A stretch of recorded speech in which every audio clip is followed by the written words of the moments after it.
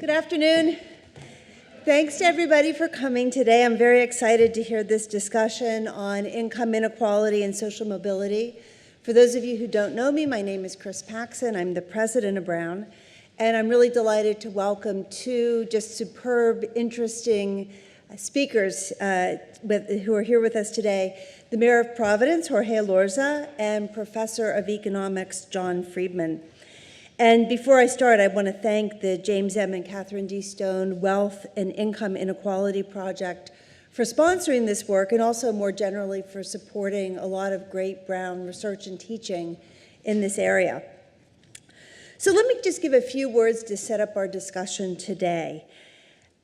I think that reducing income inequality and increasing social mobility in America is one of the most profound policy challenges that we face right now, both in Providence, Rhode Island, but around the country, and indeed in countries around the globe. So nearly every economic report that you can read about income inequality or wealth inequality, et cetera, turns up the same findings. This is something where there is no debate, no controversy in economics. What we know is that income inequality is on the rise. It has been for some time. Social mobility is on the decline. And we know that a smaller fraction of children can expect to attain a living standard that is greater than their parents, which is something quite new for this country. And in addition to the economic consequences, I know a lot of people are concerned about the implications of growing income disparities on things like political polarization and social cohesion and the ability to talk across different perspectives. So that's the other thing we're grappling with. There is no single magic bullet to fixing these problems. I wish that there was one. And, I believe that it's really going to take the concerted efforts of federal, state, local policy members, policy organizations, community-based organizations, as well as think tanks and universities to think about how we can reduce inequality and increase mobility. And I know that higher education really has to play a role, really in two ways. One, by generating the research and knowledge that's going to help us develop the right policy solutions and to work collaboratively with policymakers to implement those solutions, but also by becoming greater engines of economic mobility on their own campuses. So before I introduce our speakers, you have to oblige me with a few minutes to brag about some of the things that Brown is doing and some of the things that I hope we'll be doing even better in the future. So, what is Brown doing to increase economic mobility in the country? And I think the most important thing we can do, and it's very much a work in progress, is to make a Brown education more accessible to lower income and middle income students. And, the work that we're doing here on campus, when I think about it, it's really reflected in a number of recent initiatives. One is just this past year, eliminating package loans in the financial aid packages of all of our students, which is great. And what that does is it really helps students come here and study what they love and go away, hopefully, unencumbered by debt, being able to go into the careers of their choosing without having to worry about the finances.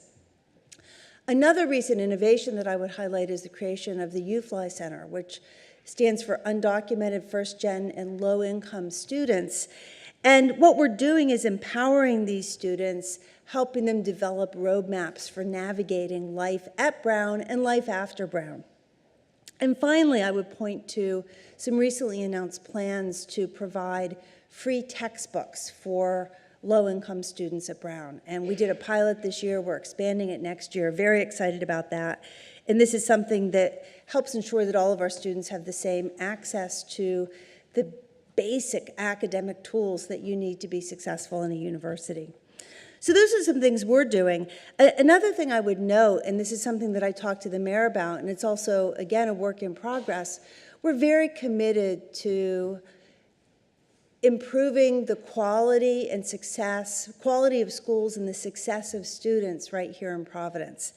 And, you can look at some examples of what Brown is doing. We have a great after-school program at Debate Elementary School, which enriches students' learning. We bring a lot of students here to the Summer at Brown High School courses, which prepare students for college and we do that by offering fellowships to our local students. And then there's a fund for the Children of Providence that currently is supporting scholarships for local students at college after they graduate from Brown. And we're thinking really actively about how we can do more and better in our support of local public education. And the last thing I would just note is that we're really committed to growing the Providence economy, because economic growth is going to lift everybody up, at least if it's done right. And we're participating in initiatives, again, in partnership with the mayor, like the Urban Innovation Partnership, and we have our own blueprint called Brown and the Innovation Economy that we're following. So those are just some of the things that Brown is doing to try to increase economic mobility in this country. Now, the question for us today is not that, though. The question for us today is really how data and the university-based research that comes from using that data can inform policies and practices aimed at reducing income inequality and increasing social mobility, very much in partnership with local organizations and local governments. We can't do it alone. Research by itself isn't going to solve any problems at all. Now, those of you who think about what data is delivering, we have this remarkable data revolution going on, and access to new ways of gathering, curating, connecting data is helping us do incredible work in a wide range of fields, not just in the field that we're talking about today. So when I look at the mathematical and computational tools and the data that Brown researchers are developing, they hold promise for so many different things. Recent examples, we're using big data here at Brown to identify the therapeutic values of plants, improve biodiversity. Some of you who read the New York Times this weekend, there was a great article by Brown economics professor Emily Oster on using data to improve parenting. And we're doing some work on diagnosing traumatic brain injury using big data. And now, and this is the work that we're going to be seeing this afternoon and talking about, this data is demonstrating how street addresses shape children's trajectories and opportunities over their lives. With the Opportunity Atlas, which Professor John Friedman will talk about and that he's done with a number of colleagues, this data, this analysis has enabled us to identify and map high and low opportunity areas in this country and better understand the characteristics and the things that lead to greater mobility. So with the data and analysis in hand, I think we can start to address some really important questions like, how do we identify which policies are most effective at increasing economic mobility? We can't do everything. What's going to work the best? How do we best tailor and target policies to specific neighborhoods and populations based on what the data is telling us? Again, we can't do everything, so targeting helps us do what we do more effectively. And then third, and maybe this is the hardest, and data can't tell us how to do this, which is how do we marshal the political will and the resources that we need to make change? And I hope that's something that we can discuss this afternoon. So these questions, I think, tee up the conversations that we're going to have today about restoring the American dream for everybody. I'm excited about it. So let me very briefly introduce our two presenters. John Friedman is Associate Professor of Economics and International Affairs and Public Policy at Brown. He is the director of the Equality of Opportunity Project, and his research brings together theory and data, harnessing the power of large, complex administrative data sets to yield policy insights on a wide range of topics, including taxation, healthcare, and education. Following John's presentation, so he'll speak first, we'll hear from Mayor Jorge Elorza, who spearheaded efforts to make Providence a fantastic place to live and work and do business. He's intensely focused on building the human capital among members of the Providence community, focusing really on children, education, and economic success. He's been a collaborative partner and a friend to Brown in creating opportunities that benefit the people of the city. So after John speaks, the mayor will speak, and then we'll sit down and have a conversation and then open up the floor to questions. So John, the floor is yours. Thank you very much. Well, thank you so much. It's really a pleasure to be here. And what I'd love to share with you, just to set the stage, is not only some data work that we've done to highlight the geography of economic mobility in this country, but also to talk about a few ways in which we're starting to use those data to set the stage for the mayor, who'll tell you much more about what he and his staff are doing for upward mobility in children in the United States. So just to start and set the stage at the broadest level, I want to provide some data behind a fact that President Paxson noted, which is that upward mobility is getting harder and harder in the United States and really all across the world. So what this graph shows is just a very simple statistic, the fraction of children who grow up to have a higher standard of living than their parents did. And it shows that calculated separately for kids born in each year, starting in 1940, all the way over on the left here, where that dot up above 90 says that more than 90% of kids born in 1940 achieved a higher standard of living than their parents did.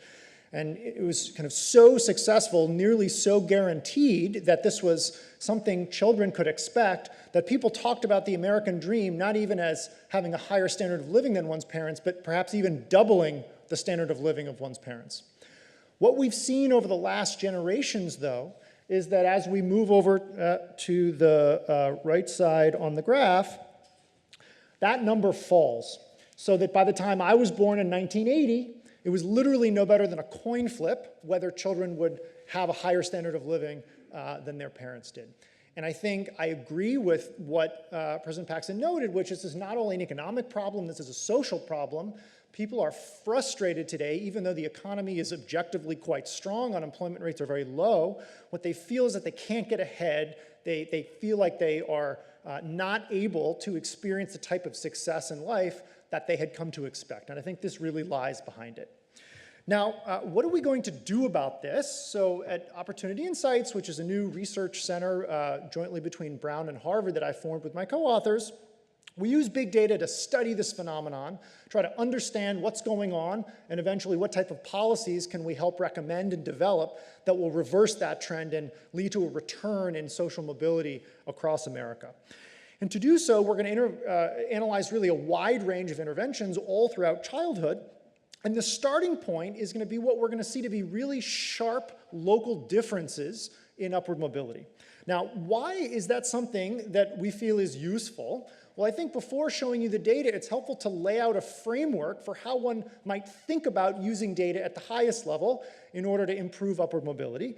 And we've really drawn inspiration from the way that they've used big data in another field in medicine, where in a precision medicine approach, one first tries to really understand the problem, the medical problem that one's facing, and then goes about solving that problem. So how does that work in a kind of a social economic context? Well, I think there are three key stages. The first stage is an assessment. We need to actually figure out what's going wrong. And as I'll show you, what turns out to be going wrong in different places is going to be very different. And so what we're going to need to know is actually what did the data say about Providence, and that may be very different from what it says about Boston or Hartford. Second, I think then there's a role for policy pilots where we try to understand what types of policies can succeed. That, of course, you need to move beyond the data and work with local stakeholders, and that's why I think it's going to be so exciting to have a conversation with the mayor later this afternoon. And then there's a step where we need to understand whether what we tried worked, to try to disseminate what worked, to try to reform what didn't work, because things aren't going to work all the time. And that's eventually, you repeat this cycle over and over, you try to end up with scalable policies to increase mobility for those children living in the city. Now, to start with the assessment phase, I'm going to show you some data, and just so we're all on the same page about what it is that I'm showing you, these are data from a tool called the Opportunity Atlas, and we're going to measure upward mobility across America using anonymized data from census and tax records for more than 20 million children linked to their parents. Now, what's very important here is that we're going to look at kids based not on where they're living today, but where they grew up. And it's going to turn out that where you grew up has really important consequences for social mobility in ways I don't think we understood. And so I'm going to show you lots of different colors on maps, and all the time, for instance, if I say some statistic about Providence or some statistic about this neighborhood, it's all about kids who grew up in Providence or grew up in that neighborhood. And as a result, what we're going to be able to do is trace the roots of poverty and incarceration and other long-term outcomes that we care about improving through social mobility. We're going to trace them back to childhood neighborhoods, and that's going to turn out to have a great deal of power. So just to get started, here is a map of the United States. And each color, each of the little polygons, is a city at the moment. The colors are a heat map, so we're mapping from blue, which is very high upward mobility, to red, which is relatively low upward mobility. And just to give you a sense of the scale, you can see a couple of the averages for different cities on the map. For instance, in Charlotte in the southeast, that's a very red area, children born to parents earning about $25,000 a year, that's at about the 25th percentile of all parents in this generation. Kids born to those families, when they grow up, and we see them at age 35, are on average earning only $26,000. So even for children coming from this very poor set of families, they're really barely making more than their parents did. In contrast, if you look in the upper Midwest, so for instance, if you look at Dubuque, Iowa, children born into the same poor families earning that same $25,000, those children earn nearly double what their parents did when we see them at age 35. They're earning more like $46,000. And so from blue to red, you see the great variation in this country. Providence up in the Northeast, we're kind of right about in the middle. Kids born to families earning about $25,000 in Providence grow up when they're 35 years old to be earning about $33,000.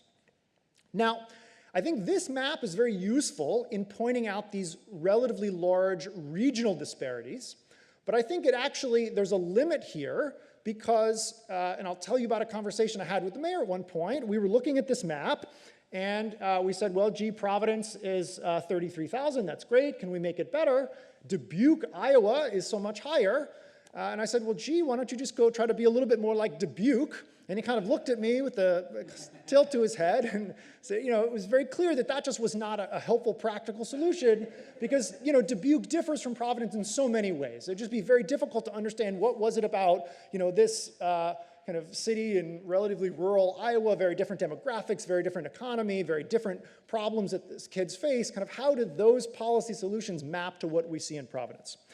And so instead, what we can do is really dive into the Opportunity Atlas. So this is now a live shot from the website. You can go online at any time you want, opportunityatlas.org. So there's the same colors on the same map. And what we can do is we can zoom into Providence. Nope, that is not Providence. This is Providence. We can zoom into Providence, and the key thing to know here is that I've kept the colors the same. So where you see on the map that's a darker red, those are the same outcomes that we saw down in the southeast part of the United States in places like Charlotte. And the blue and green, those are much higher outcomes, similar to what we saw in Dubuque. But what's striking is that we're seeing that full range of colors all here within just a couple miles of where we're sitting. And even within the boundaries of the city of Providence, you see that same variation. Now, this is plotting all kids, and of course we know that the demographics of kids that live in different places are a little bit different. And so, for instance, on the atlas, you can focus in on different racial or gender subgroups. So, for instance, if you're interested in looking only at Hispanic children, the map looks relatively similar, but you see the same amount of the kind of quite patchwork. There are some very good places, there are some not so good places. Note that there are some places on the map that are gray. Those are places where there are simply not enough Hispanic children living as a result of residential racial segregation.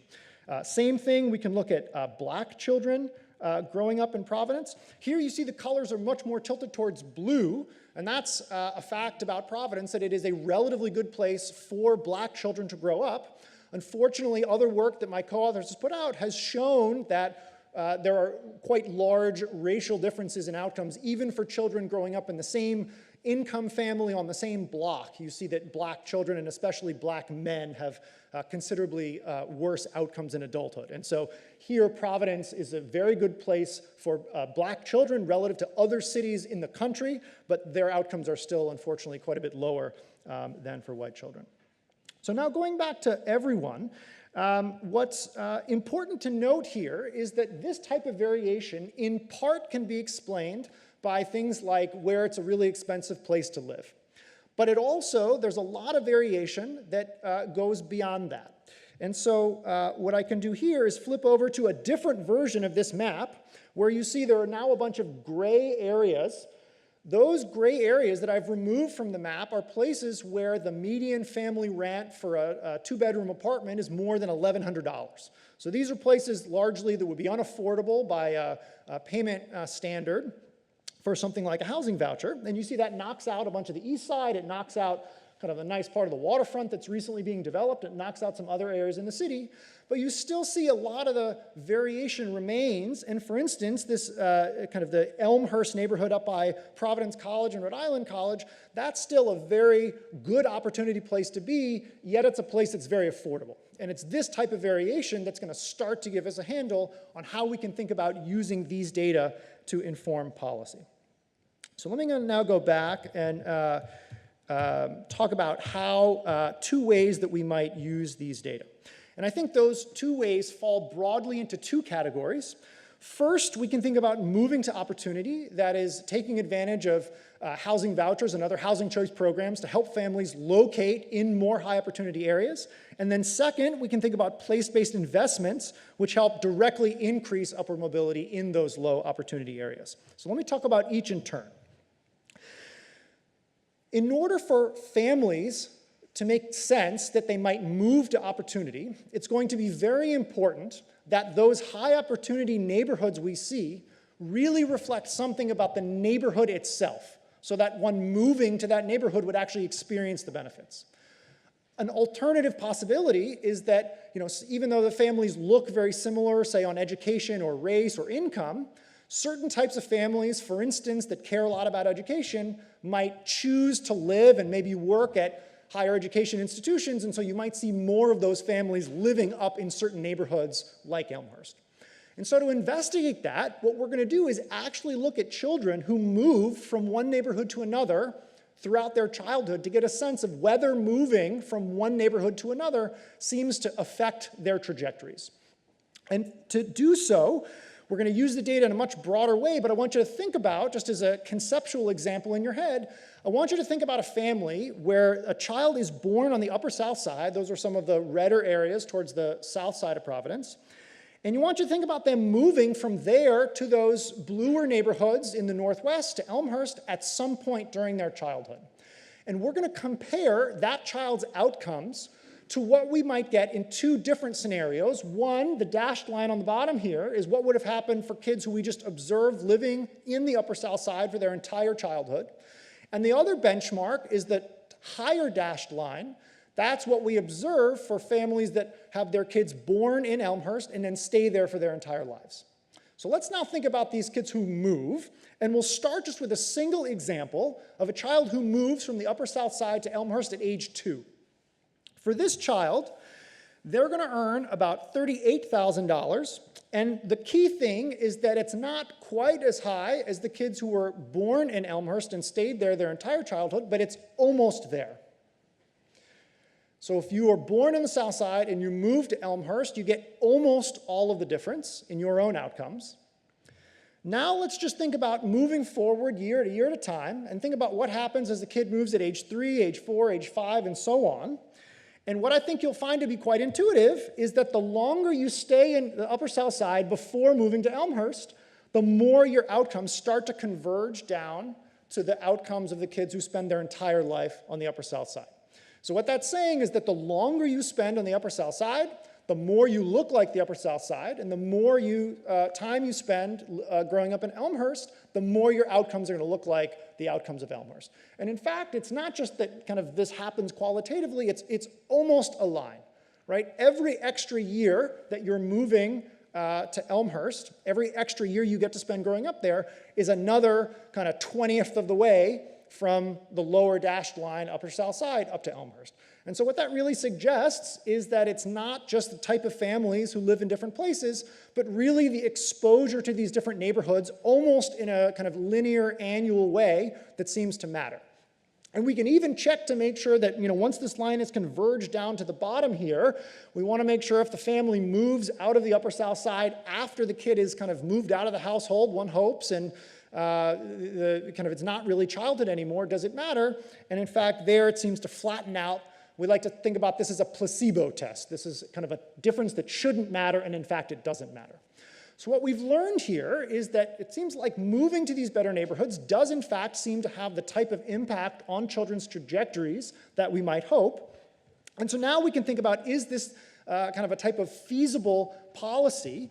And again, focusing back on this map where the gray areas that I've removed are the places that are too expensive, all of these areas remain as places where housing vouchers or relatively cheap public housing could be located. Unfortunately, what we see in Providence, and this is not special to Providence, this is something that we see in every city across the country in some sense, is that the green and pink dots are where different types of public housing projects are located. So the green are the low-income housing tax credit properties, the pink are the PHA family developments. What you see is they're clustered in the relatively red and orange areas. And if you looked at where housing voucher recipients live, I've done this for many cities, I haven't done this for Providence, I'm guessing you would find a very similar map. So that is people who we try to help support their living and try to give them a little bit of a choice as to where they live. Unfortunately, policy has clustered those families in outcomes, in neighborhoods that are relatively low opportunity. And so I think this is one way that we can think about changing policy to help those families live in higher opportunity areas. There's a pilot project that we're just finishing up in Seattle, which has done exactly this. It's provided a little bit of information to tenants. It's helped recruit landlords in higher opportunity areas and offered a little bit of a housing search assistance to try to help families live in higher opportunity areas. And it's a little bit too early to publicly announce the results of this, but I will say it seems to have been very successful. Now, the second way that I think we can use these data to help improve upward mobility is to actually have place-based investments to increase upward mobility in any given location, right? In some sense, there's only a limit to the number of families you're going to be able to move from one neighborhood to another, and so this second approach is just going to be a critical piece of any broad-based strategy to increase upward mobility.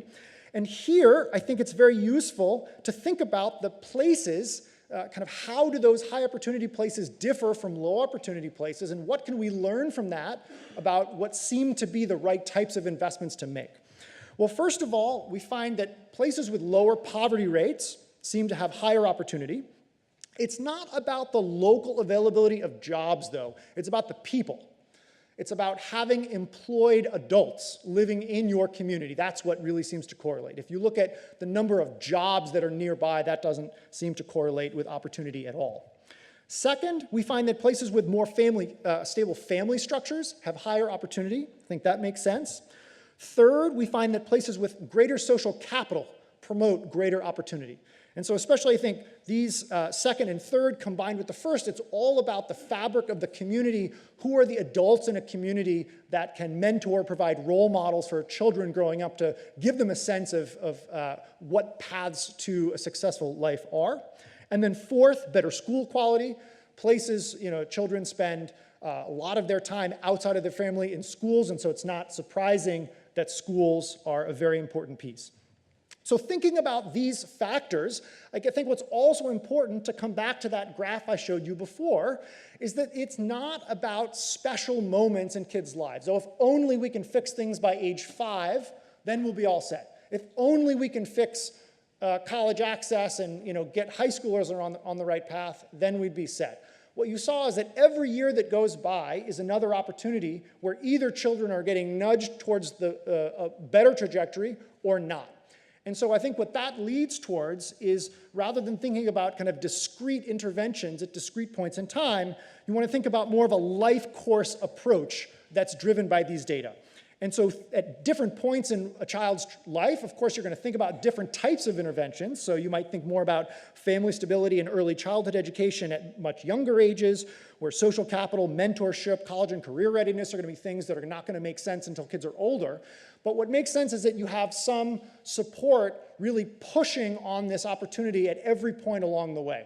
Because every year that goes by where we're not pushing, that's a lost opportunity. So there's a lot of this going on in Providence.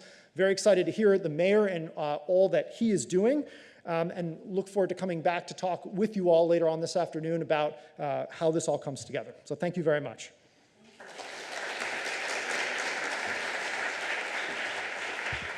Good evening, everyone. Good evening, and thank you for joining us for this important conversation. I agree with President Paxson that not only is this a timely discussion, but I believe that there is no more important discussion that we can have in our country and in our communities than one about the growing income inequality and the loss of opportunity. Thank you, President Paxson, for bringing us together in this way for this conversation. And I also want to say thank you for your leadership on our Urban Innovation Partnership and in everything that Brown has been doing to support our kids in the city of Providence. Thank you, John, for this work. It really is great to have you here in our city. I can tell you that this work has already influenced a lot of the work that we do around education, around housing policy, as we try to tackle social and economic mobility here in our city. So it's great to partner with you on this initiative. So I want to start off by sharing a little bit of my story that, at least to me, speaks to why this work is important, and then also add my perspective to the challenges that we see on the front lines as public policymakers, and perhaps add a little bit more nuance and complexity to what you all already have seen in John's presentation. So, my parents are immigrants. They came to this country from Guatemala. They literally came to this country without a dollar, without a cent in their pockets. But they came here with hopes and dreams. You know, if I had a dollar every time my mother told me that our path out of poverty was to get a good education, play by the rules, and get a good job, then we would already be bending this arc upwards. So, you know, my parents, they came from underdeveloped, quote-unquote, third world country. Very low formal education. My father has a 7th grade education. My mother has a 5th grade education. And it's the classic, yet also in so many ways, unbelievable immigrant story. My mother still tells me to this day that when she crossed the border from Mexico into Texas, that she spent 2 weeks in the desert carrying my 10-month-old sister. And you know, I remember growing up and watching my mom, how she worked second shift throughout her entire life. In fact, today as we speak, my mother's still working second shift. On weekends, we would go to flea markets. We'd purchase blankets and curtains and then drive around the neighborhoods selling them. We would also on weekends go around, you know, finding empty bottles and empty cans. We would take them to recycling centers for the deposit money. Everything that my parents could do to provide for my sister and I and provide a better life, they did it. And you know, I find it hard to believe that there's anything necessarily intrinsic about them that drove them to continue and that drove them in their persistence that they needed to provide my sister and I a better life. But I have to believe that what's at the core, what's at the root of my family story, being one where we've lived the American dream, is that my parents never lost hope. Throughout all of our struggles and throughout my parents' entire story, they always believed that if you worked hard, you played by the rules, and you got a good education, you could also live the American dream. And that's why it's so concerning to me, as you see John's presentation, that in the 1970s, 90% of people believed that, or 90% of young people would do as well as their parents by the time they reached middle age. And now it's hovering around 50%. And so if we want folks to continue to believe that the American dream still exists and continue to believe that there is hope for the next generation, then there has to actually be some substance there. I've heard it said very provocatively that if you are looking for the American dream, perhaps you should look in Canada. And so what are we doing here locally to make sure that that American dream still exists? So I want to add a piece from the world that I live in every single day to John's work. And that's that, and this might seem totally counterintuitive to anyone who knows me. But let me just say that I am very optimistic about the state of politics in our country. And I also believe that politics are moving in the right direction in our country today. Now, let me explain. Certainly I think that, I lament and deeply concerned about the state of politics in Washington. But what you see happening right now, and it is my belief, that you see a slow and steady rise of mayors and the influence of local leaders at a national level. In fact, there's a mayor running for president right now, something that has always been considered audacious, and he's a legitimate candidate. But his candidacy, in fact, is part of something much bigger. And whereas you see a retreat on so many issues that we care about at the federal level, you see mayors and municipal leaders stepping in and filling that void. A couple cases in point is take the Paris Climate Accord. This began as a multinational agreement where countries agreed to abide by these very specific terms. The federal government stepped back from its leadership role, and over 400 cities throughout the country stepped up and said that nonetheless, we will abide by these terms. And in fact, cities throughout the country are the biggest polluters, and so we can still see many of the benefits that were initially envisioned for America's participation.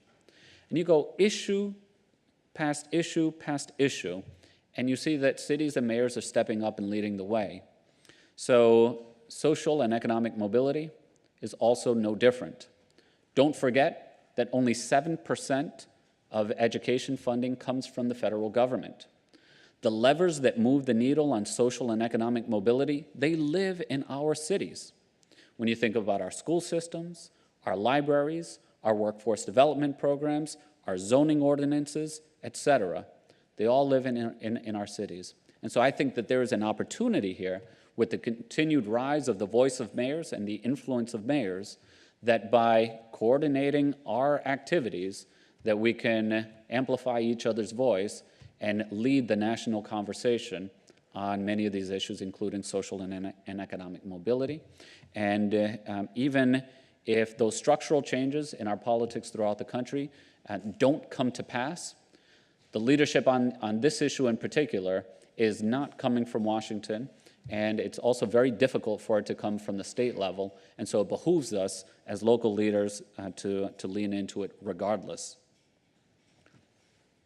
So I think that cities and municipal leaders have to play a leading role, and that's why it's so exciting to have this research that shares with us at a very local level how it is that we're doing. I can share with you that I talk with my colleague mayors throughout the country on a regular basis, and while we will all say that social and economic mobility is a great challenge and a great concern in our communities, being realistic, every mayor will also tell you that we simply don't know how our cities fare. We don't know how we fare now to how we did previously, and we also don't know how we fare now to how other cities are faring now. And what John's research is sharing with us, not only providing an answer to that, but also showing us at a granular level, down to the zip code, how it is that we're doing. So just being aware of where we stand is going to have a deep impact on the way that we think and the way that we address these challenges. And so what are the ways that we're addressing these challenges here in Providence? Well, there's a great book called Dream Hoarders that is produced by a researcher at the Brookings Institution, and Richard Reeves. And what he does is he takes this massive challenge and he breaks it down into digestible chunks. Turns out that upper middle class families that sometimes even before their children are born, they're already signing up and getting in line for the best early childhood learning centers for their children. Also, during the summertime, summer learning loss has been documented. It's a very real thing. Low-income students or children from low-income families, they're losing about 2 months' worth of learning during the summer, whereas upper-middle-class children that come from families that can afford these summer enrichment programs, they're either staying level during the summer or actually moving a step further. So regardless of what we're doing during the school year, you multiply the summer learning loss by 12, and what you have is a massive achievement gap by the time that folks graduate from high school. Also, when it comes to internships, having that leg up, having that experience and that opportunity can make the difference of you knowing exactly which direction you want to follow in your career, but also having those doors open for you in your career. Whereas upper middle class families might be able to call their accountant, their attorney, or perhaps a family friend that can offer their child an internship in their offices or firms, lower income families just don't have that ability. So what we've done in the city of Providence, we've specifically addressed each one of those challenges. We have a program called Providence Talks, which is the only program at scale that's looking to close the 30 million word gap in the city of Providence. And we're hoping that through participation in this program, more of our kids are ready to learn by the time that they enter kindergarten. We've also invested millions of dollars in summer learning. And in fact, if there's one area that I am deeply, deeply optimistic about in education in our city, it's maximizing time on task and making sure that our children have the capacity to learn and grow, whether they're in a school building or outside in the community. Because the truth is that our kids spend only 20% of their waking hours inside of a school building. The other 80%, they're out in the neighborhoods and out in the community, but there's just as much time or opportunity for learning and growth in those spaces. However, when you look at the way that we allocate resources, we spend hundreds of millions of dollars on the 20%, and we spend peanuts on the 80%. So how do we rebalance that so that it works better for our kids? And we've been investing a great deal in summer learning. And then we've also invested millions of dollars over the past several years on summer internships. And these internships, they're sometimes at city offices, and sometimes they're at some of the biggest firms and companies in the city and in the state.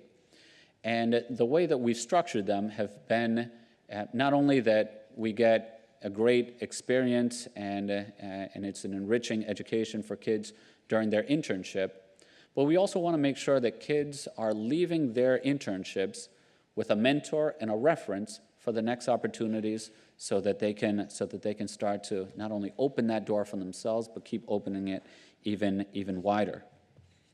We're also looking at housing policy. And this is an issue that's of great concern to the current city council and to my administration. And so we're working collectively, or we're working collaboratively, not only to create a housing trust fund to invest more in affordable housing and to create more housing options for our families, but we're always looking for ways through our zoning ordinance that we can provide for greater density and provide more housing opportunities for our folks.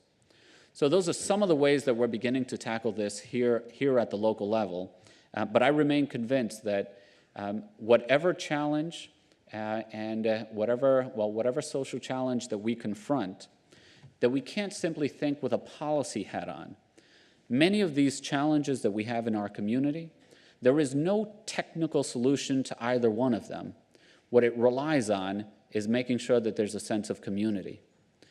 Just as I mentioned, my family coming to this country, we didn't have much, but once we settled here in Providence in the 1970s, there was a growing Latino and a growing Guatemalan community that my family felt a part of. It felt as though we weren't entirely on our own, that if we fell on particularly acutely difficult times, that there were folks that provided, in fact, an informal social safety net for us.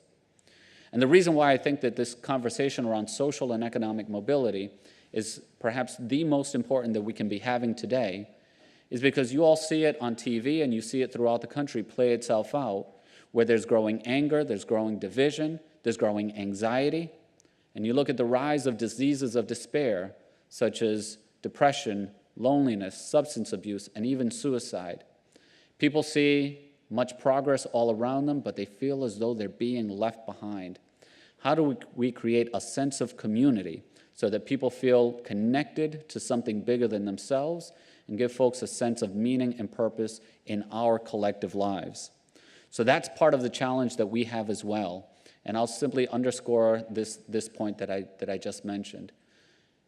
More and more, I'm convinced that there is no technical solution to the social challenges that we have unless there's a strong underpinning of a sense of community that brings people together. So I'll pause there. I want to thank President Paxson and John Friedman once again for inviting us and for having this conversation. I look forward to hearing what you all have in mind. Thank you.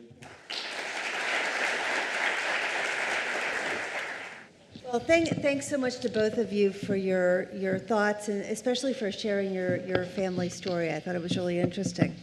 So let's talk a little bit more about educational quality. And you talked about education quality school quality being one of the drivers of mobility. And I feel like we all sort of know what that means. You can feel a really good school when you go into it, but I'd love to know how you measure it, and then sort of what we can do to really make our schools better. Yeah. So I think there's, school policy is one area here where people have been doing research for a long time. And, unlike some of the other factors that I mentioned, like stable families, right? I think we all agree that that's a good thing, but it's a hard thing to you can't just flip a switch from a policy perspective. Educational quality is something I think we do have some good ideas about how to make that work. And I think increasingly, the research shows, first of all, that the quality of the instructors really matters. It makes sense as that they're driving the classroom. There are enormous differences that you see between high and low quality teachers, generating 10, 15 percentage points difference in college attendance rates and hundreds of thousands of dollars in differences in long-term outcomes. Similarly, we now have a very good sense of whether spending more money on schools matters, and the answer is that it does, but you have to do it in the right way, so that doing it to increase the quality of the interaction and the quality of the student experience seems to matter a lot. Having a whole bunch of more backroom administrators, as you might expect, turns out to not really matter that much. And so it turns out that school quality is something I think is both very important, and it's something where we have a pretty clear sense of what to do. I think a little bit differently on this. I think not so much in terms of schools. I think more in terms of education. And I believe there are 5 things that we need to do, at least here in Providence, but I think that all of them are directly transferable to any city in the country. The first one is that everyone who's been involved in school turnarounds or school work will tell you that it's the culture in the building that matters. You have people who have already committed their careers and their lives to educating kids, and so people are willing to do the work, the hard work, the dirty work, but there has to be a strong culture, a sense of community inside the building. And there's a lot that we need to do there, from empowering principals with flexibility and the resources to run their buildings, to also supporting our teachers on the front lines so that they feel as though they're making a difference. That's one. The second, maximizing time on task. This is very simple. It's the more you practice, the better you're going to be, the better you're going to get. We can expand the school day, or we can also look for education and learning opportunities outside of the traditional school day. So I'm a big believer in after-school learning. I'm a big believer in summer learning. And I'm also a big believer in connecting our kids to online learning tools so that wherever they are, they can always continue learning. Which leads to the third one. I also believe in personalized mastery-based learning. We have this practice in Providence, which is not dissimilar from the practice in many cities throughout the country, that we call social promotion. In fact, when kids reach around those middle school years, it's almost a lock that everyone will be promoted and passed on to the next grade. And I firmly believe that we're doing kids a disservice by simply moving them along before they've mastered the material and are ready for what awaits them at the next step. And so personalizing instruction, so we go to mastery, but also personalizing instruction so that kids can find their passions Gone are the days of the traditional textbook.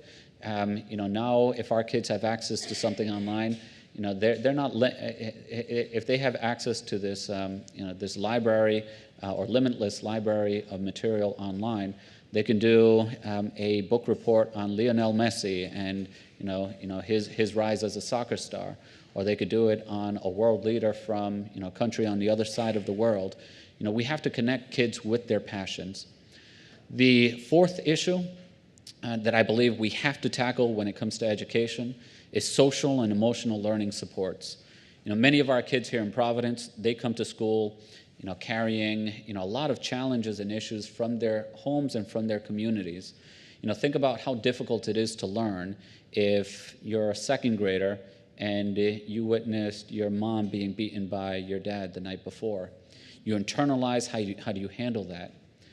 In Providence, many of our kids, frankly, don't get 3 square meals of food a day unless they're in our school system. And so how do you learn if you're not being fed, if you're not, you don't have that sense of security and safety in the classroom?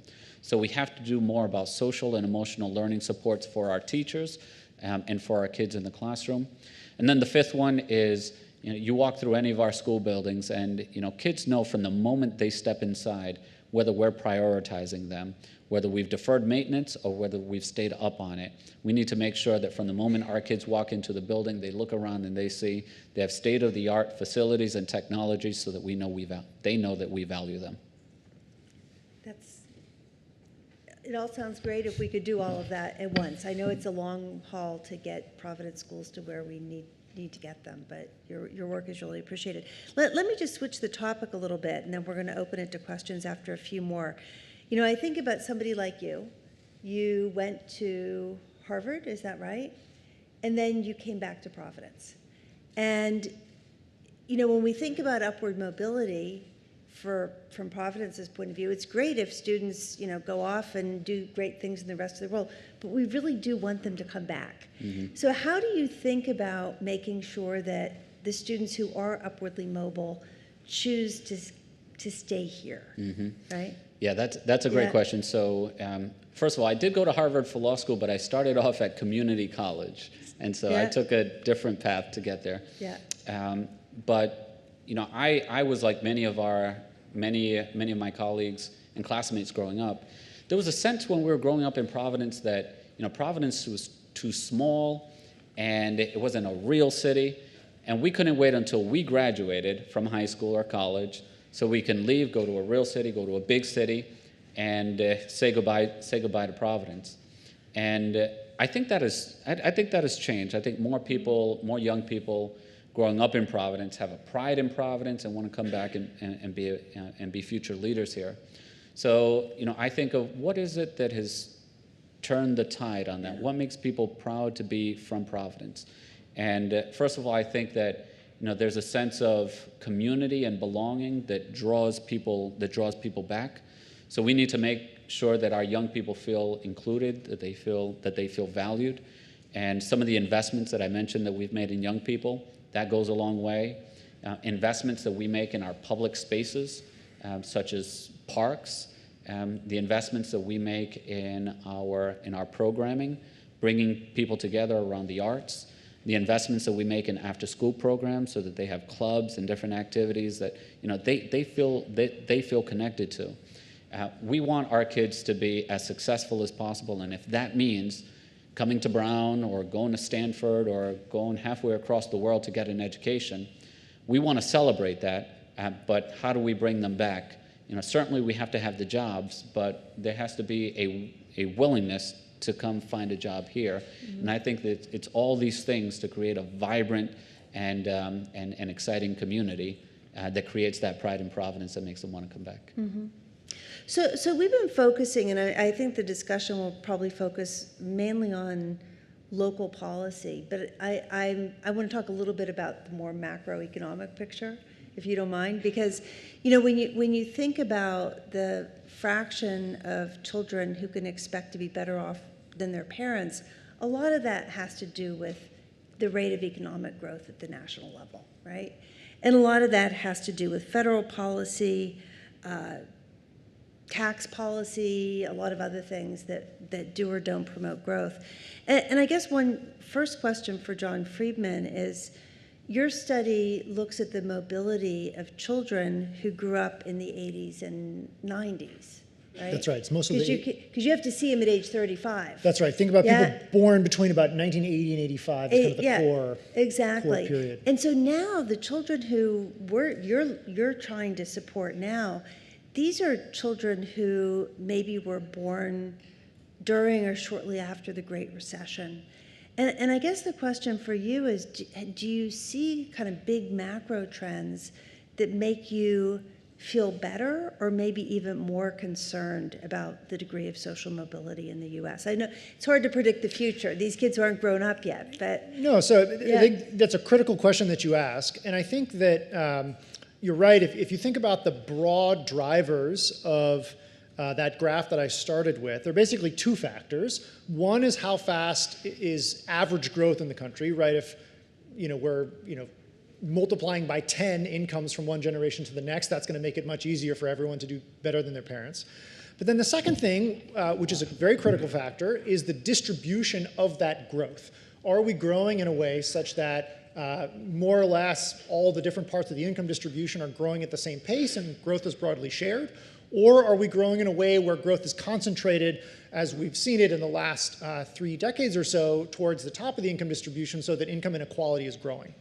Now, it turns out that both of those factors, both slower overall growth and more skewed distribution of growth, have contributed to that declining American dream plot that I showed you. But it turns out if you could pick kind of to reverse one of the changes, that is, I could either pick to have overall growth rates the way we had it back in the 50s and 60s, or I could pick to have a more equitable distribution of growth the way we had it back in the 50s and 60s, but with lower growth as we've seen it in the 80s and 90s. It turns out it would be much more important to fix the distribution of growth than fix the overall level of growth. And so what that's saying is that if only we had a more equitably distributed growth path, just with the same kind of 2.5% growth that we do see today, but if we could make it so that instead of most of the gains going to the top 10 or the top 1%, they were more broadly distributed throughout the income distribution, then in fact you would see a pretty large change in the numbers that I showed you being about 50%, will be back up around 75%. It wouldn't quite be at the 90%, you'd need to have faster overall growth for that, but if only we could get a broader shared growth, I think that would make a huge difference. And so then we can think about a lot of the changes federally and that affect these types of things. And I think you see that we've had some tax changes over the years which have broadly advantaged people that have a lot of money or have a lot of wealth, and we've seen other tax changes over the years that have led to more broad-based growth, either through targeted tax credits like the earned income tax credit or through the types of policies that really foster growth for those at the lower end of the income distribution. And I think policies like that are going to be that's where federal policy needs to focus to complement the type of local policy efforts that the mayor was talking about. Mm-hmm. And Mayor, do you see, are there any sort of federal policy changes that are hindering or helping you advance your mobility agenda? Or do you just kind of say the federal government does what it does, I'm going to focus on what I do? I mean, to a certain extent. So the currency of purchase in my world is solving problems. Yeah. And, it's to solve a problem, you have to take reality for what it is as opposed to how you'd want it to be. And so I almost take the federal government's position and whether they are or aren't a partner as a given. That's the starting point, and we do what we can with what we have. Now there are certain things that I'd like to see from the federal government. Most of the resources that we get from the federal government that we apply to this comes through the Community Development Block Grant Program, CDBG.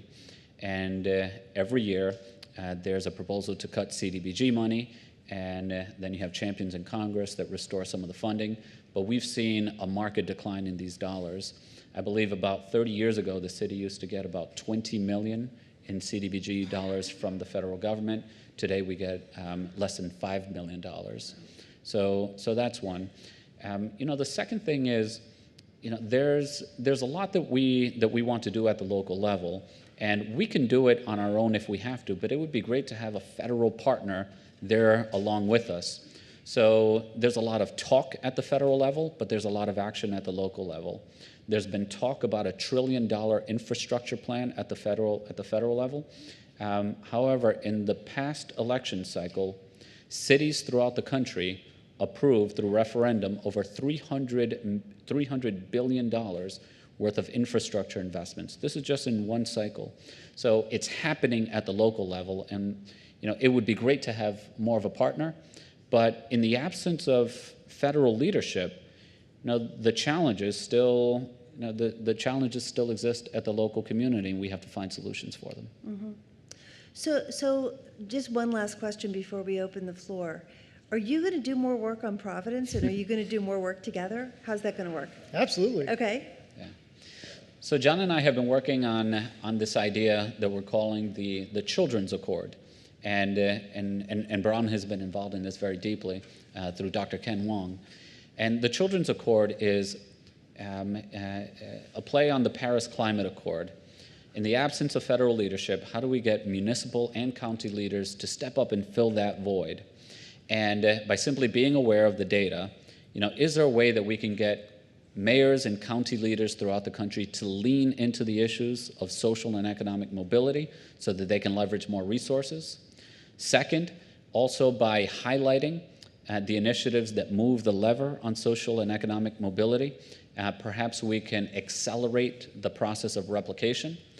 And third, and this speaks to the point that I mentioned earlier, if by coordinating our activities we can amplify the voice of mayors and county leaders, that collectively we can drive the national agenda, again, on social and economic mobility. So we're working together at the local level on income mobility here, but we're also looking at how do we create a network and a movement of mayors and county leaders throughout the country that have this at the top of their agenda. Mm-hmm. And John, you're working in cities around the country, right? That's right. What we've realized is that taking research like this and just sticking it up on the web is not enough. We need to walk beyond that, and that's not to say that we can design policies all ourselves. It's critical to be working with partners like the mayor who really understand what's going on in any given place and understand what the local community needs and kind of what it will bear in terms of different policies. But part of what our organization does is have a policy team where people spend all of their days going out and meeting with different policymakers and helping to organize and design different policy interventions, like the housing voucher pilot that I told you about, like some of the work we're doing in Charlotte, North Carolina, to try to increase some extremely low levels of upward mobility there. I think that's a critical piece of this work. It's research like this is not meant to sit in academic journals. It's meant to be out in the world and being used, and we want to be a part of that. Good. Well, thanks to both of you for your responses. We're going to open the floor to questions. I think we have people with microphones, right? And these are rather long rows. So if you want to have a question or comment, raise your hand and you'll have a microphone passed to you. So right here. Hi, thank you for the opportunity. My name is Brenda Clement. I'm director of Housing Works Rhode Island, affiliated with Roger Williams University. And so housing advocates like me say all the time that the path to opportunity begins at your front door. And I think your research shows that all over the place. Just one comment, because you've talked so eloquently already about kind of housing and housing needs and where people live. But I just wanted to put this into context. We are working on a source of income bill that's actually scheduled for a hearing tomorrow, that right now in Rhode Island, landlords can discriminate against somebody based on their source of income. So if they have a housing voucher, it means that they can turn that down or refuse to accept that person because their source of payment of their rent or part of their payment of their rent is their voucher. So it's working on practical solutions like that, and just wanted to put into context that what you're talking about is very real in Rhode Island and very real in Providence, and we're trying to work on solutions. Thank you. So my question is kind of... Yeah, what's the question? Sorry, forgot that part. Is kind of what the experience and some initial takeaways from your Seattle project about the voucher project, and how can we see more mobility and more willingness of landlords to accept vouchers? Are you allowed to talk about that? Yeah, yet? I mean, I can talk about the kind of the formal results will come out over the summer, but I think what's important to know for these purposes, that it seems to have been very successful across a broad range of outcomes. I think what we found was that it's very important to make sure that you're really thinking about how to make landlords really want to be part of the program, right? It turns out that Section 8 is actually a really stable, great source of income if you know about that, and if you kind of get through the various hurdles to get there. And so part of what we did was to have a few programs on the landlord side. Just, we weren't making any drastic changes to the system, but just kind of easing a few things that people found to be barriers to joining to the program. So, just to give you an example, when you rent your apartment on the private market, usually you take first and last month's rent right up front, and that kind of provides at least a minimum of stability that some money is coming in, and especially from a liquidity perspective, you may not have been renting the apartment recently. That immediate cash being right there at the beginning is helpful. As far as I know, Section 8 takes a little while to start paying the landlord, and so even though it's a reliable source of money, waiting a month or 2 months for those rent checks to start coming in might not be something that people can afford or people want to deal with. And so just little stuff like that, I think, can, obviously we shouldn't have landlords be discriminating based on their source of income, but we also want to make this a program that people want to be a part of, and it's seen as a kind of a really good source of income. Good. Next question. I think we have one over here. Hi, Professor Friedman. This is about your research. I was wondering how your research is different from the 1992 moving to opportunity policies, because they found no significant labor market outcomes from the voucher programs, and that with the follow-up study from that. And also, they found a significant effect on women's mental health from that study also. And I was wondering how maybe that can be captured by some of your data. So that's a great question. So just to bring everyone kind of up to speed, the federal government funded a housing voucher policy pilot project in the 1990s, where in 5 cities across the country, they recruited families living in what were really not very good kind of large public housing projects, and gave families 2 different types of vouchers. One was a standard Section 8 voucher, and then the second type was a voucher that was very similar to Section 8, except it was restricted to being used in a low poverty neighborhood. I think you couldn't have a poverty rate above 10%. And you're right, some of the initial studies of that found that it didn't really help things for the adults as they moved out of these neighborhoods, and there was some evidence that the adults were happier though.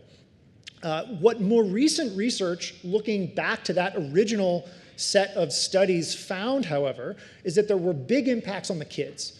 And when kids moved into these lower poverty neighborhoods, you saw pretty large gains later in life when you measured them as adults, if the kids moved at an age that was early enough so that they really could have some exposure to the new neighborhood.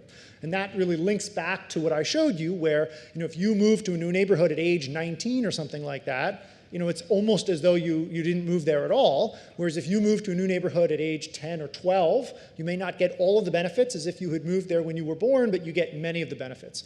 And so very similarly to that, they've shown that the MTO kids that move to these better neighborhoods at early ages in life seem to be doing much better income increases on the scale of like 30% more income that they're earning in their late 20s.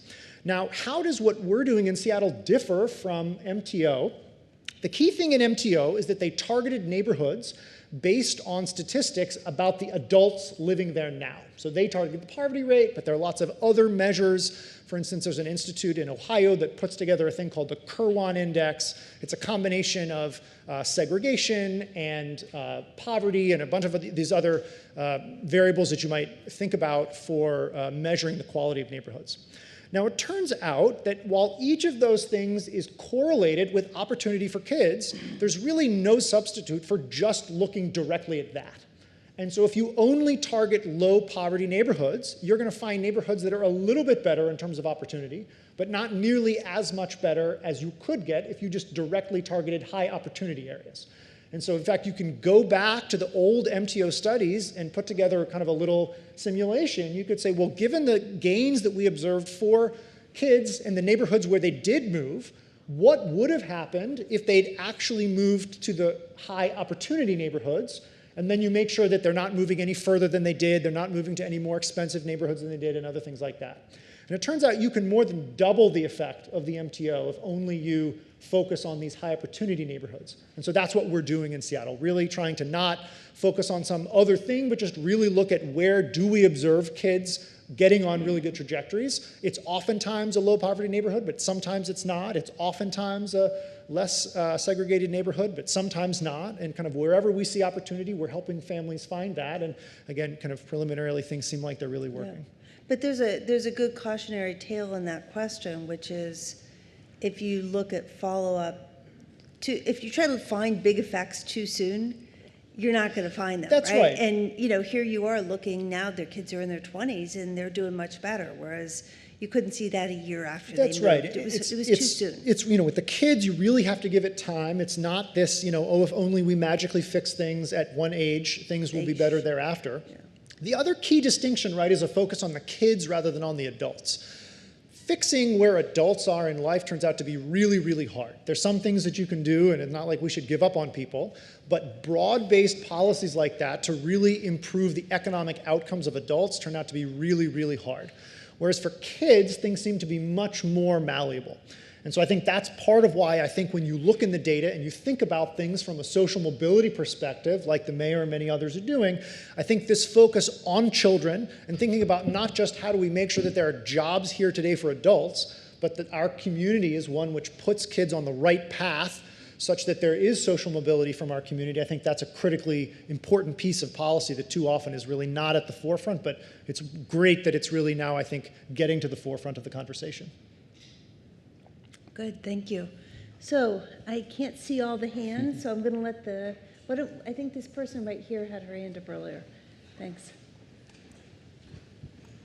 I have two questions, and so you can choose either of them or neither of them, I guess. One is that you've spoken quite a bit about the great work that's been done and opportunities for improving social mobility through education and housing, but haven't heard much about health and whether or not health is another route, both of the families themselves and the children, and whether or not there are opportunities there in terms of improving social mobility.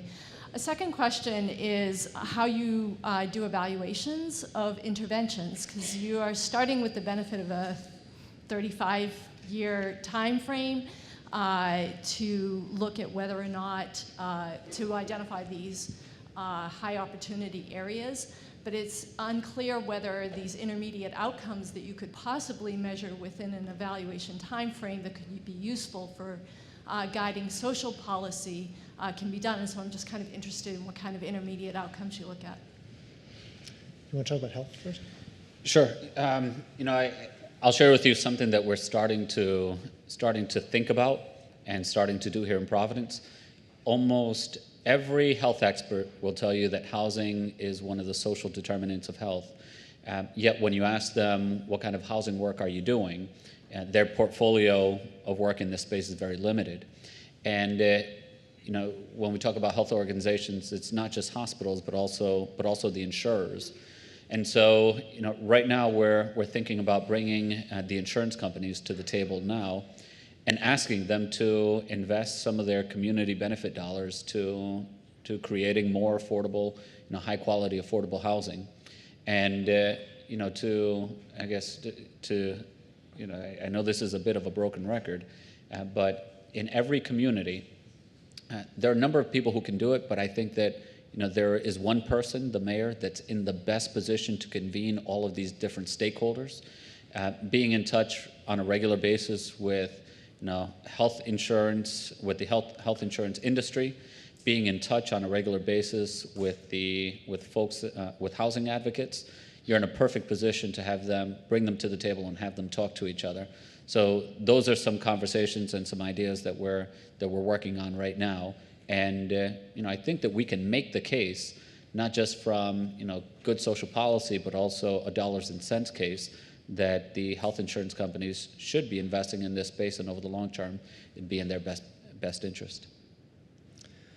So I can talk a little bit about the, how do you, figure out whether things are working. And I think this is also a really critical piece of making the leap between research and policy. When we first started about, what we might do in Providence, we said, well, we'll put in a pilot here or a pilot there, and then I'll track the kids into adulthood, and I'll come back 25 years later, and I'll tell you whether it worked or not. Mm-hmm. And the mayor didn't seem quite as happy with that as maybe I had hoped. You got to be able to figure out whether the stuff is working on a real timeline.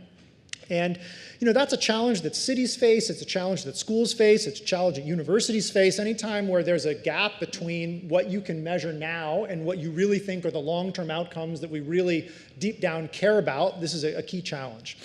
And I think the benefit of these type of historical data that we now have available increasingly to study these types of programs is that we can not only look today at what are the long-term outcomes from the types of policies like the MTO, Moving to Opportunity, that happened in the 1990s, but there's also a lot of intermediate data where we can ask, for instance, in the context of MTO, what did that look like 3 or 4 years in, and what can we learn from that experience about how to recognize success where there is success, how to recognize failure when there is failure, before we have to wait 20 years. Now, there still is not going to be a substitute for waiting 20 years, right? There's just information that you're not going to know. But in most cases that I've seen, with the right data, you can actually figure it out in the short term. And of course, exactly what you're going to look at in the short term is largely going to be data dependent. And in the best case scenario, you just actually want to let the data tell you what are the right intermediate proxies for success. And so, for instance, in the case of MTO, a lot of looking at engagements between some of these, overwhelmingly minority and relatively, still young, either kind of older, younger teenagers, older teenagers in the criminal justice system in school. That was one thing that seemed to be pretty predictive of long-term stuff, even in the early data back then. Especially with school interventions, there's been a lot of good work showing that not only test scores, but also a lot of what some people call non-cognitive tests, or how children are behaving with others. Are they being suspended? Are they falling into other types of disciplinary problems? Those seem to be pretty predictive of long-term stuff. But it's very context dependent, and it's a critical piece. So I don't have a general answer for you. All to say is that there is a way to do this, and I think that it's a very important piece of this type of evaluation. You got to figure out what are you going to look at in the short term to make sure that you're on the right path for the long term. And some of the things the mayor mentioned, like summer learning loss, right? That's something you can pretty easily measure. That's right. And I think we know that that matters over the long run. So that work is really important. Yeah. Again, I can't, the lights are very bright. I'm trying to see. I have a lot of hands up down here. So why don't we start here and work our way over? Hi, thank you very much for the presentation. And I'm embarrassed to ask a really simple, stupid question. But your data seems extraordinarily complete and remarkably specific. Can you just spend a minute discussing, and your confidence level in your data is very high. So can you just spend a minute explaining to me how you get these data and how they can be so complete? Sure, that's a great question. And I think your question really hits at the root of what I think has been a data explosion that's happened in the social sciences and kind of policy relevant research fields over the past 10 or 15 years. The key thing is to use so-called administrative data sources. What does administrative mean? It means that the data are collected for some other purpose than purely whatever study it is that I or anyone else wants to do. So how is that different from, I think, more traditional research practices? So traditionally, someplace like the census or the Bureau of Labor Studies would go out and conduct a survey where they'd ask 1,000 people some set of questions, and then researchers would try to use those data in order to learn whatever they wanted to learn. And you can easily see the problems to that, even if you're just interested in learning what's going on in a given moment in time, but especially then if you're interested in following those individuals over time, you'd have to go actually find those 1,000 people again, which is really hard, and you just lose track.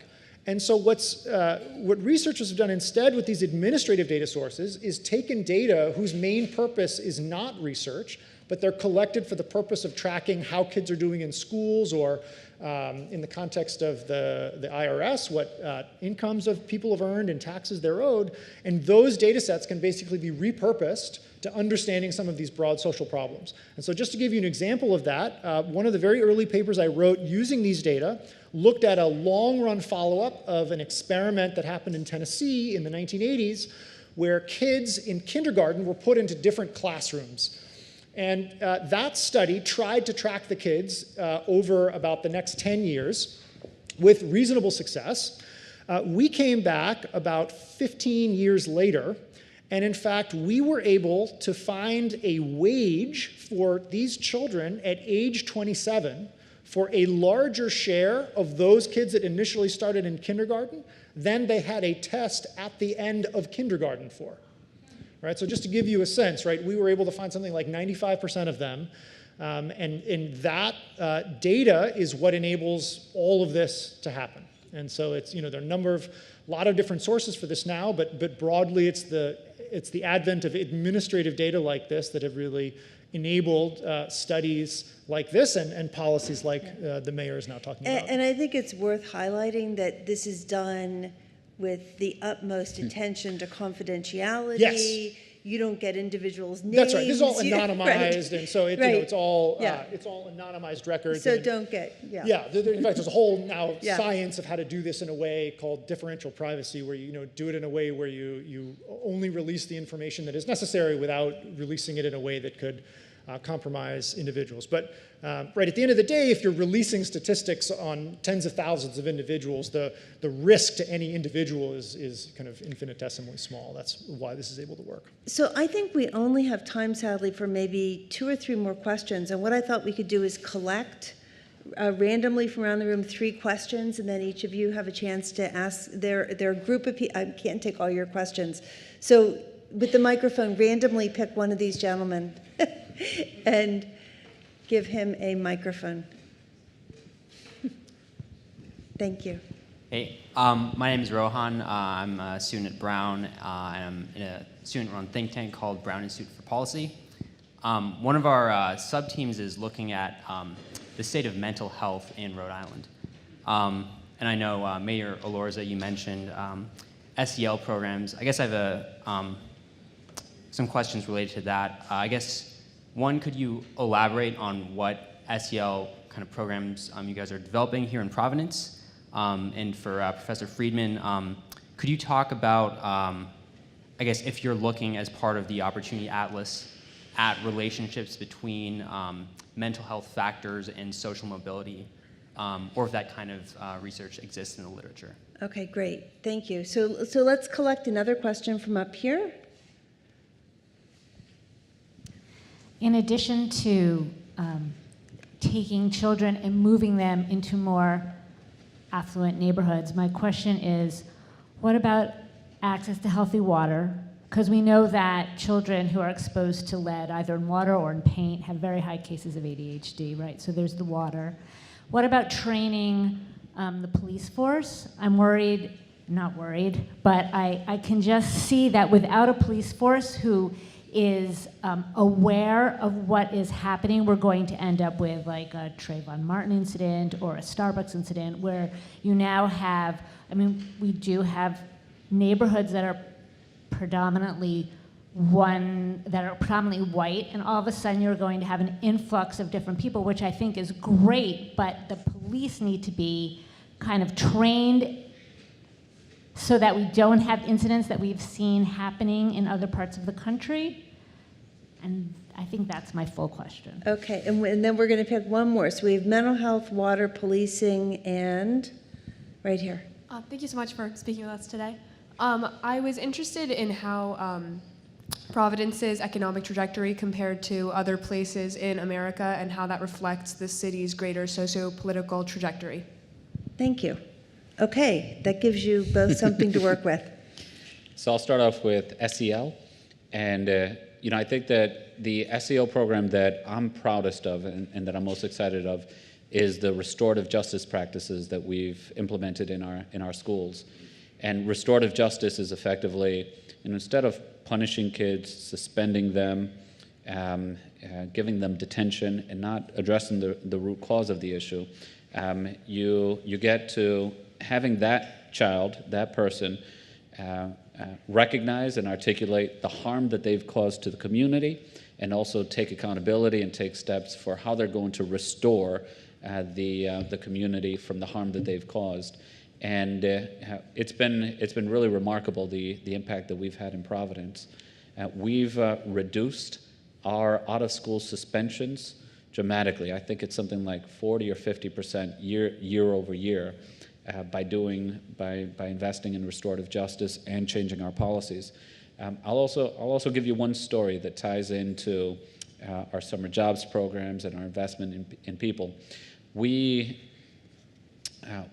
partner with outside organizations that have relationships and can connect with kids that we simply don't have direct connections with in City Hall. So we partner with the Institute for the Study and Practice of Nonviolence, and we funded a summer jobs program. There was a 20-year-old kid who got his first summer job through this program. I went to his graduation, and I'll always remember what he said. He was so thankful and appreciative when he got his graduation certificate. He said, when I came in for an interview, they asked me, what are you going to do if you don't get this job? He said, if I don't get this job, I'll likely go out and mug someone later on today, like I did last night, and I'll do it until I get caught and end up at the ACI again, like I have since I was 14 years old. And it taught me the value of a small investment that we can make to helping a young man get his life back on track. And we've been so impressed by this young man that he is now working in one of our middle schools, working with at-risk kids, providing some of that social emotional learning support and teaching restorative justice practices inside of the school. So there's a way that we can connect these all together. But we do things such as practicing mindfulness in the classroom, practicing concentration, practicing empathy and compassion. And we have a sticker system that we now reward kids in the elementary grades, so that they could feel as though this is something that we value, and we want to encourage them doing more of it. So there's a whole package around social and emotional learning that we brought into the school department. Can you do anything on mental health with your data? So we can actually, and it turns out that mental health is the key driver, not just of all the problems that you're describing, but of young adults leaving the workforce to go on disability. And we can actually measure this, and we found some kind of two key facts that I'll tell you about the intergenerational roots of mental health as measured in disability. So the first thing is that we think of the immediate presence of mental health as something that may lead to the type of destabilization that puts kids on the wrong path. But it turns out that in the data, in the same way that I show you that earnings have these local childhood roots, the same thing can be said for mental health. So for instance, families growing up in the same place, a rich family versus a poor family is about 5 times less likely to have a child grow up to be mentally disabled in this way. And again, we're thinking about extreme cases of stress and other things that cause young adults in their 20s and early 30s to go on a disability. The other thing we see, which is a really striking pattern and gives you a sense of how these things really they just don't all align in the same way. So for most of the types of outcomes you can look at whether kids go to college, you can look at whether kids are earning good wages when they grow up from a given place. They all kind of align. Even if you look at something like incarceration, it's not perfectly correlated with employment or more economic outcomes, but they're pretty well correlated. A place that tends to put kids on a pathway towards lower incarceration rates or higher economic outcomes, those tend to go together. With disability and mental health, it's actually the reverse. Places that tend, all else equal, to put kids on a path towards higher economic outcomes and lower incarceration rates generate higher rates of mental disabilities, and kind of mental health related disabilities for kids in their 20s and 30s. That's really interesting. Yeah, so to be totally honest, I do not understand exactly what's going on, but if I were to make a map for you of disability driven by mental health cases across the US, it would basically look like the reverse of the map that I showed you, and some of the highest mental health rates from kids growing up in the country are in states like Massachusetts and New Hampshire, actually. So. Wow. And President, if I could just answer Yeah, the young sure. lady's question about the economic trajectory of the city. At a macro level, the job growth has been relatively flat. But if you look at what has happened over the past several years, we're at a bit of an inflection point. So there's been more development in the city than we've had in a generation. The property values are higher than, increases are higher than we've seen in a very, very long time. And people are visiting the city as well. So our vacancy rates at our hotels are as low as they've been in anyone's memory. So people want to live here, people want to invest here, and people want to visit here. All of those are great, great signs. But the reality is that Providence already ranks in the top 5 cities. Think about all the cities in the country. We rank in the top 5 in income inequality. So already we start off at a very difficult place in terms of economic distribution, and I'm deeply, deeply concerned. If we are at an inflection point and progress is going to continue to come to the city, are people who currently live here, who currently work here, are they going to be able to afford living in the city? A friend of mine often says, sometimes a rising tide only lifts the yachts. And instead what we want, instead we want every boat to be lifted. And unless we're actively or proactively working to address income inequality, left on its own devices, I see income inequality actually growing. Yeah, good, thank you. There was one other question, water quality, policing. I don't know if you look at either of those things in your data, John. So we've studied lead. What we found to be, if you look at lead coming from housing construction, which I think is not in extreme cases like Flint, but overall the largest source of lead, you can learn a lot about the lead in a housing stock basically from when the houses were built and from when they phased out lead paint. And so that is a pretty strong correlate of upward mobility across counties in the United States. We don't have it down at the block level just due to the data issues, but lead seems to be a real issue.